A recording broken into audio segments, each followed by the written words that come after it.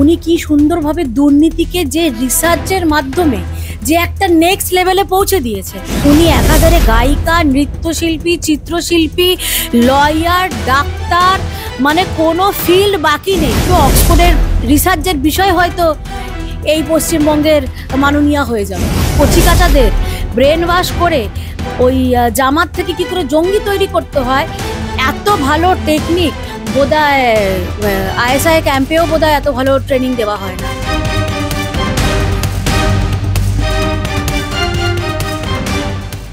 দিদি আপনাকে মাধ্যমে স্বাগত। নমস্কার দিদি, আমরা যেটা জানতে পারছি আমাদের রাজ্যের মুখ্যমন্ত্রী তিনি হচ্ছে 21শে মার্চ লন্ডন যাবেন এবং সেখানে তিনি অক্সফোর্ড বিশ্ববিদ্যালয়ে মানে বক্তৃতা দেবেন এবং ওনার আলোচ্য বিষয় হচ্ছে সামাজিক উন্নয়ন, শিশু ও নারী ক্ষমতায়ন।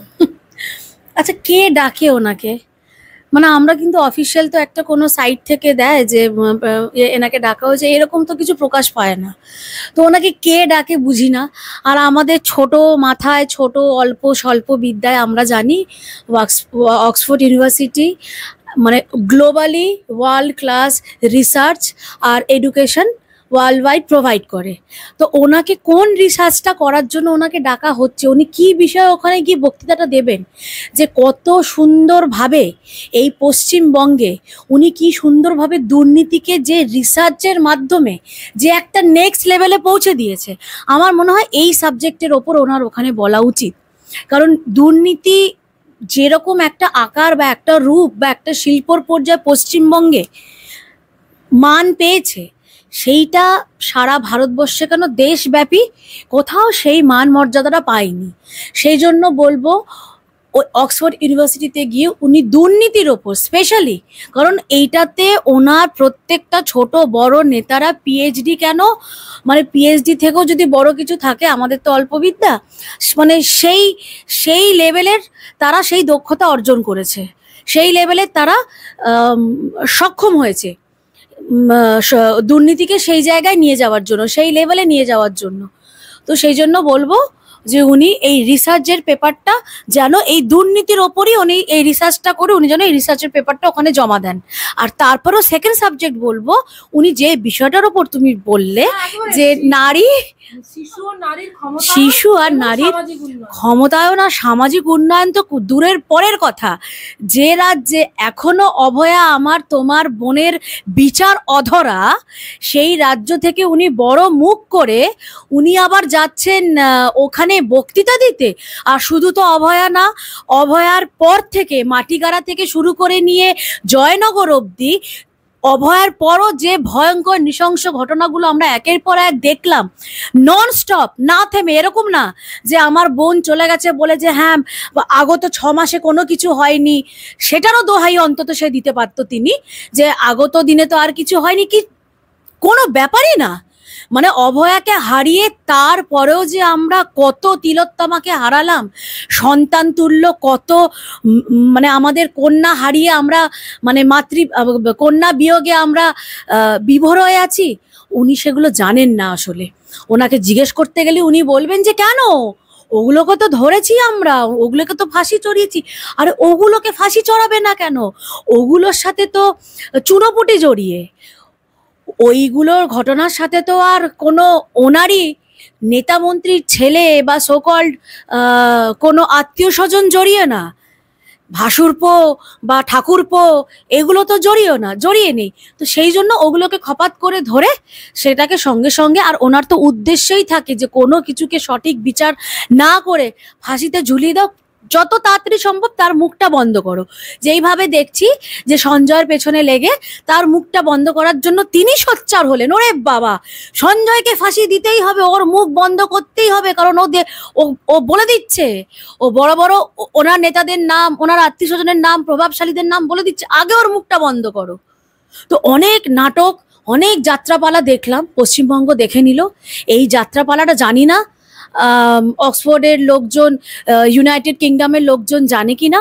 যদি না জানে তাদেরকে তোমাদের মাধ্যমে জানাবো, এবং তোমরাও তো মেল করে করে জানাও পশ্চিমবঙ্গের কি অবস্থা। উনি যে বিষয়ে বক্তৃতা রাখতে যাচ্ছেন, তো সেই বিষয়টাই উনি কতটা স্বচ্ছ সেটা তো আগে জানাতে হবে। সেই বিষয়টাতে উনি নিজেই স্বচ্ছ না।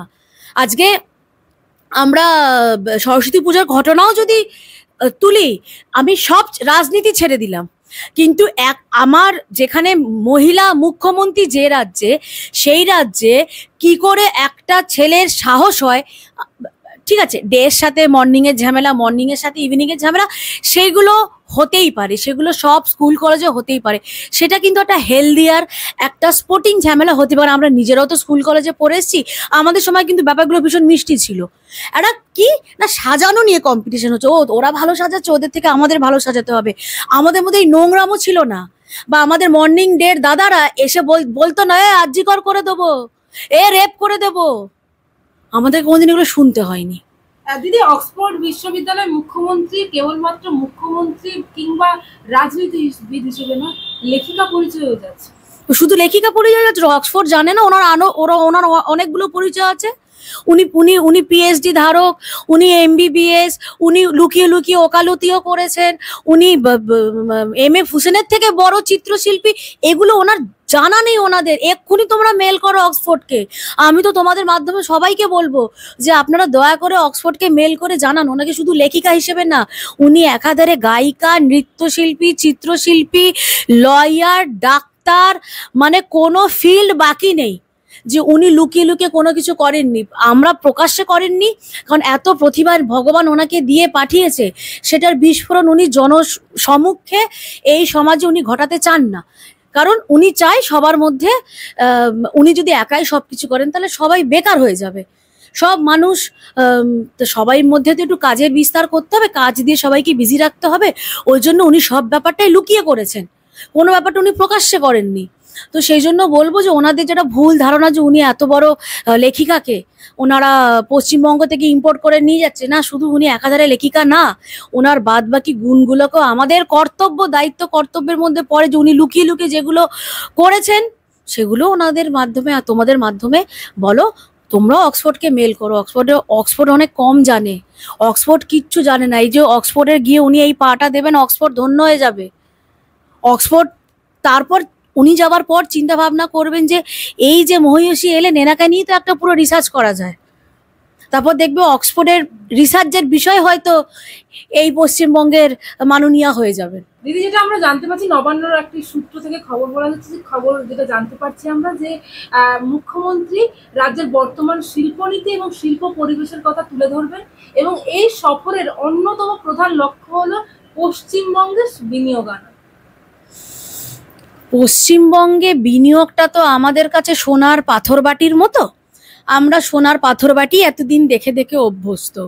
তো উনি এবার সোনার পাথর বাটির ওপর কি মোড়ক দেবে, রেডিয়ামের মোড়ক দেবে না হোয়াইট গোল্ডের মোড়ক দেবে, সেটা আমাদের জানা নেই, কিন্তু উনি কি আনতে পারবে সেটা আমাদের। না না, আমি বলছি উনি কি আনতে পারবেন সেটা বড় কথা না, কিন্তু উনি কি নিয়ে যেতে পারবেন তার একটা এত বড় বিবরণ তোমাদেরকে দিলাম।